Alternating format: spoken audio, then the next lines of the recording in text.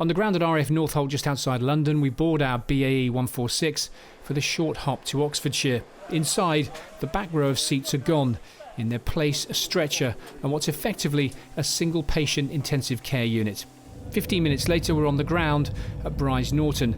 We're here to see these RAF medics demonstrate a new capability. The RAF taking what's normally a VIP taxi and converting it into a medical evacuation plane, able to transport critically ill coronavirus patients, in this case a dummy simulator, around the country. Some of these medics have experience of other virus crises around the world, from Lassa fever to Ebola, and many were also involved in the repatriation flights that brought British nationals home from Wuhan in China back in February.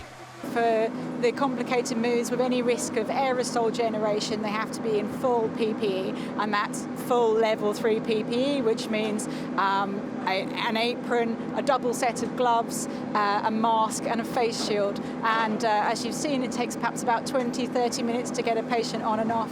On 3, 2, 1, 2, 3.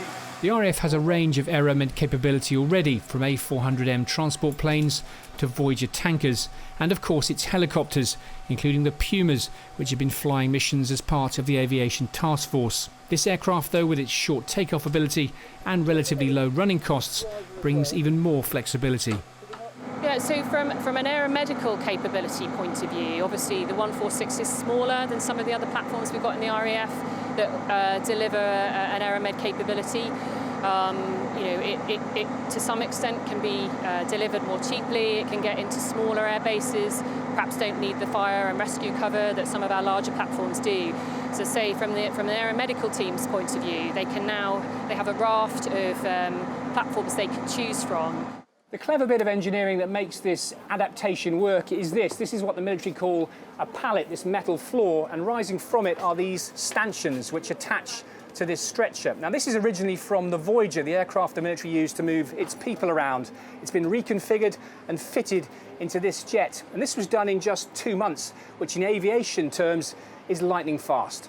It's given our designers a nice bit of headache as they sort of get into the structural analysis of that, and they're doing all the testing. So we built a mock-up of the panel itself, and we pulled it with a forklift to give the forces on it, because this needs to be cleared through various regulation up to various forces. So you're looking at about a 9G force, which is absolutely huge if you consider the stretcher, the patient within it, and you're trying to clear that up to a set force. This aeromed capability came on stream a week ago, but in this new dual-hatted role, they'll be on standby around the clock as long as the crisis lasts, ready to provide another layer to the RAF's COVID response.